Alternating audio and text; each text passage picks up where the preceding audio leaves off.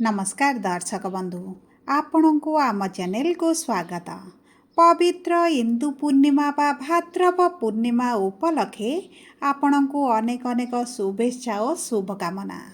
आजिर भिडियोटी समस्त मीन राशिर व्यक्ति विशेषों बहुत गुरुत्वपूर्ण रही कारण आपण राशि रे हेउची चंद्रग्रहण।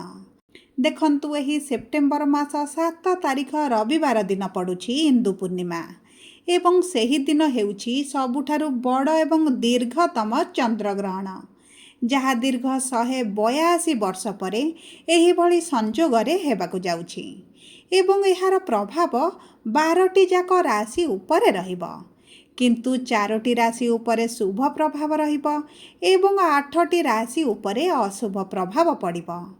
किंतु आपणक मीन राशि उपरे कौन प्रभाव रहिबो ताहा जानिबा पई आपण आम सह भिडियोर शेष पर्यंत जोड़ी होई रुहंतु एवं निजर व्यस्त बहुल समय मध्यरु मात्र 10 मिनिट समय आपण निज पई दियंतु।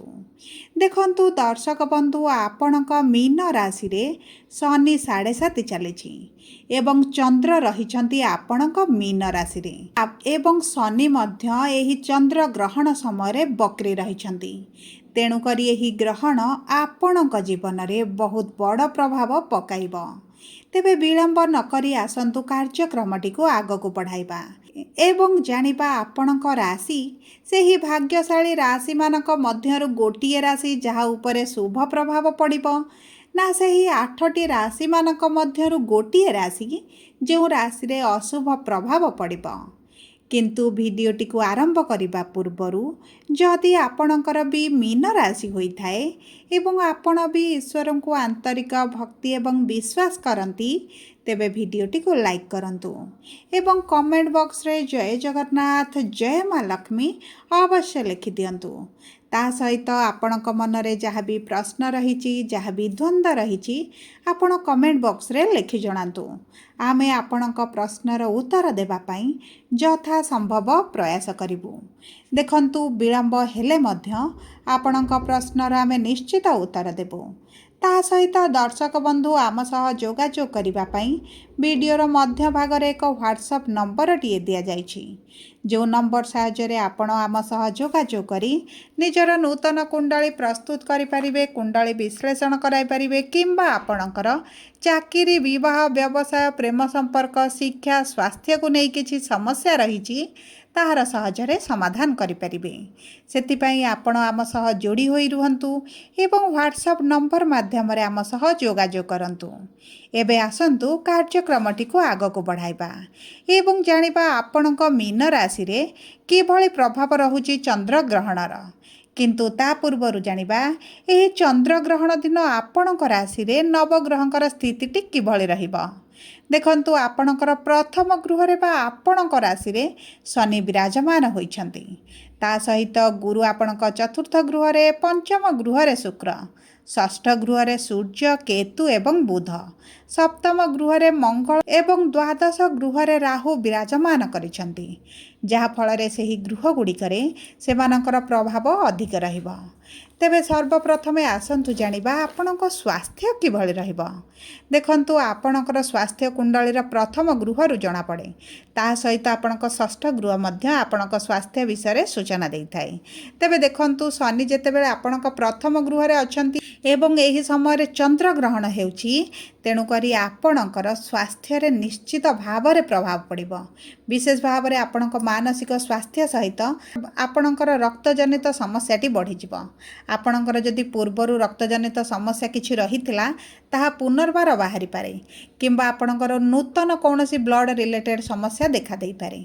जदि आपण महिला होइथांती तेबे आपणकर गर्भाशय रे किंबा आपणकर परिस्रा जनित समस्या किछिटा देखा देई पारे सेति प्रति मध्य आपणको टिके सचेतन रहिबाको पड़िबो। ତା ସହିତ ଆପଣଙ୍କ ଦ୍ୱାଦଶ ଗୃହରେ ଚନ୍ଦ୍ର ଥିବା ସମୟରେ ଯେହେତୁ ଗ୍ରହଣ ଲାଗୁଛି ଆପଣଙ୍କର ଖର୍ଚ୍ଚ ବଢ଼ିଯିବ। ଆପଣଙ୍କର ମେଡ଼ିକାଲରେ ଖର୍ଚ୍ଚ ହେବା ସହିତ ଆପଣଙ୍କର ଅଲଗା ଦିଗ ପ୍ରତି ଅଲଗା ମାଧ୍ୟମରେ ମଧ୍ୟ ଅର୍ଥ ଖର୍ଚ୍ଚ ବହୁତ ଅଧିକ ବଢ଼ିବାର ସମ୍ଭାବନା ଅଛି। ସେଥିପ୍ରତି ଆପଣଙ୍କୁ ଟିକେ ଦୃଷ୍ଟି ଦେବାକୁ ପଡ଼ିବ। ଯଦି ଆମେ ଦେଖିବା ଆପଣଙ୍କର ଶିକ୍ଷା କ୍ଷେତ୍ରକୁ, ତେବେ ଶିକ୍ଷାର ଗୃହରେ ଶୁକ୍ର ବିରାଜମାନ କରିଛନ୍ତି, କିନ୍ତୁ 15 ସେପ୍ଟେମ୍ବର ପରେ ଆପଣଙ୍କର ଷଷ୍ଠ ଗୃହକୁ ଗୋଚର କରିବେ ଏବଂ ଆପଣଙ୍କ ଶିକ୍ଷାର ଗୃହର ସ୍ୱାମୀ ହେଉଛନ୍ତି ଚନ୍ଦ୍ରମା, ଯାହାଫଳରେ ବିଦ୍ୟାର୍ଥୀମାନଙ୍କର ବିଦ୍ୟା କ୍ଷେତ୍ରରେ କିଛିଟା ସମସ୍ୟା ଦେଖାଦେଇପାରେ। ଆପଣଙ୍କର ଶିକ୍ଷା କ୍ଷେତ୍ରରେ ଯଦି କିଛି ପରୀକ୍ଷା ଅଛି, ଇଣ୍ଟରଭ୍ୟୁ ଅଛି, ଏଣ୍ଟ୍ରାନ୍ସ ଅଛି, ତେବେ ଆପଣଙ୍କର ଏହି ସପ୍ତାହ ମଧ୍ୟରେ ବିଶେଷ ଭାବରେ ଆପଣଙ୍କର ଯଦି ଏହି ସପ୍ତାହ ଏହି ଚନ୍ଦ୍ର ଗ୍ରହଣ ସପ୍ତାହ ମଧ୍ୟରେ ରହିଛି, ତେବେ ଆପଣଙ୍କର ପରୀକ୍ଷାରେ ଏତେଟା ଶୁଭ ଫଳ ପ୍ରାପ୍ତି ନ ହୋଇପାରେ।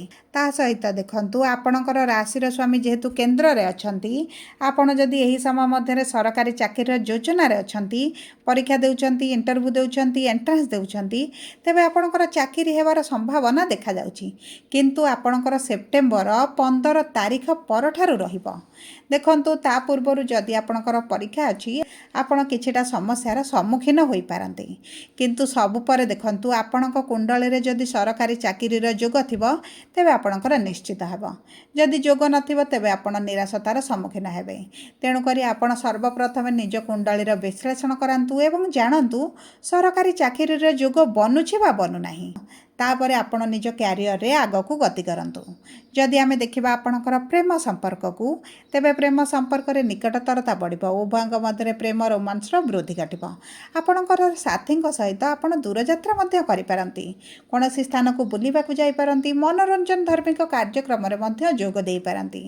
ତାପରେ ଦେଖନ୍ତୁ ଯଦି ଆପଣଙ୍କର ସାଥୀଙ୍କ ସହିତ ଆପଣଙ୍କର କିଛି ସମସ୍ୟା ଚାଲିଥିଲା, ସେଥିପାଇଁ ମଧ୍ୟ ଆପଣ ଟିକେ ମାନସିକ ଦୁଶ୍ଚିନ୍ତାରେ ରହିପାରନ୍ତି। ନିଜ ପ୍ରେମ ସମ୍ପର୍କକୁ ନେଇ ଆପଣଙ୍କର ମନରେ ବହୁତ ଗୁଡ଼ିଏ ଦ୍ୱନ୍ଦ୍ୱ ସନ୍ଦେହ ମଧ୍ୟ ସୃଷ୍ଟି ହୋଇପାରେ। ସେଥିପାଇଁ ନିଜର ଏହି ନକାରାତ୍ମକ ଭାବନାକୁ ଦୂର କରିବା ପାଇଁ ଆପଣ ପ୍ରତିଦିନ ପ୍ରାଣାୟାମ କରନ୍ତୁ। ଏହା ଆପଣଙ୍କ ପାଇଁ ବହୁତ ଅଧିକ ଶୁଭଦାୟକ ରହିବ। ତା ସହିତ ଭିଡ଼ିଓର ଶେଷ ଭାଗରେ କିଛିଟା ସହଜ ଉପାୟ କହିବି, ଯାହା ଆପଣଙ୍କର ଅଶୁଭତ୍ୱକୁ ଦୂର କରି ଆପଣଙ୍କ ଜୀବନରେ ଶୁଭ ଫଳକୁ ବୃଦ୍ଧି କରିବ। ଯଦି ଆମେ ଦେଖିବା ଆପଣଙ୍କର ବିବାହର ଯୋଗକୁ, ତେବେ ଦେଖନ୍ତୁ ଆପଣଙ୍କର ସପ୍ତମ ଗୃହରେ ମଙ୍ଗଳ ବିରାଜମାନ କରିଛନ୍ତି, କିନ୍ତୁ ମଙ୍ଗଳ ଏହି 15 ସେପ୍ଟେମ୍ବର ଦିନ ଅଷ୍ଟମ ଗୃହକୁ ଗୋଚର କରିବେ। ସୂର୍ଯ୍ୟ ବୁଧ ଆପଣଙ୍କର ସପ୍ତମ ଗୃହକୁ ଆସିବେ। ତା ସହିତ ଗୁରୁଙ୍କର ଯେହେତୁ ଦୃଷ୍ଟି ରହୁଛି, ବିବାହ ପାଇଁ ଭଲ ଯୋଗ ବନୁଛି। ଦେଖନ୍ତୁ ଆପଣଙ୍କର ପୂର୍ବରୁ ଯଦି ବିବାହକୁ ନେଇ କିଛି ସମସ୍ୟା ଥିଲା, ଯାହା ବି ସମସ୍ୟା ହେଉ, ବିବାହ ପ୍ରସ୍ତାବ ଭାଙ୍ଗି ଯାଉଥିଲା, ବିବାହ ପ୍ରସ୍ତାବ ଆସି ମଧ୍ୟ ହୋଇପାରୁନଥିଲା, ଆପଣଙ୍କ ମନପସନ୍ଦର ପ୍ରସ୍ତାବ ଆସୁନଥିଲା, କିମ୍ବା ବୟସ ବଢ଼ିବା ସହିତ ବହୁତ ଗୁଡ଼ିଏ ବିବାହ ପ୍ରସ୍ତାବ ଆସି ମଧ୍ୟ ବିବାହ ହୋଇପାରୁନାହିଁ, ତେବେ ଏହିସବୁ ସମସ୍ୟା ଆପଣଙ୍କର ଦୂର ହୋଇଯିବ। କିନ୍ତୁ ଦେଖନ୍ତୁ ଆପଣଙ୍କ କୁଣ୍ଡଳୀରେ ଗୁରୁ ଭଲ ସ୍ଥିତିରେ ରହିବାର ଆବଶ୍ୟକତା ରହିଛି। ଯଦି ବି ଗୁରୁ ଖରାପ ସ୍ଥିତିରେ ଅଛନ୍ତି, ପୀଡ଼ିତ ଅଛନ୍ତି, ତେବେ କିଛିଟା ସହଜ ଉପାୟ କରି ଗୁରୁଙ୍କ ଠାରୁ ମଧ୍ୟ ଆପଣ ଶୁଭ ଫଳ ପ୍ରାପ୍ତି କରିପାରିବେ। ତେଣୁକରି ଏହିସବୁ ବିଷୟକୁ ନେଇ ଅଧିକ ଚିନ୍ତିତ ହେବାର ଆବଶ୍ୟକତା ନାହିଁ।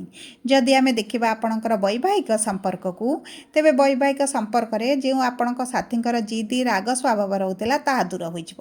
15 ସେପ୍ଟେମ୍ବର ପରଠାରୁ ଆପଣଙ୍କ ସାଥୀଙ୍କ ସ୍ୱଭାବରେ ନରମତା ଆସିଯିବ। ଆପଣଙ୍କ ସାଥୀଙ୍କ ସହିତ କୌଣସି ସ୍ଥାନକୁ ଆପଣ ବୁଲିବାକୁ ଯାଇପାରନ୍ତି।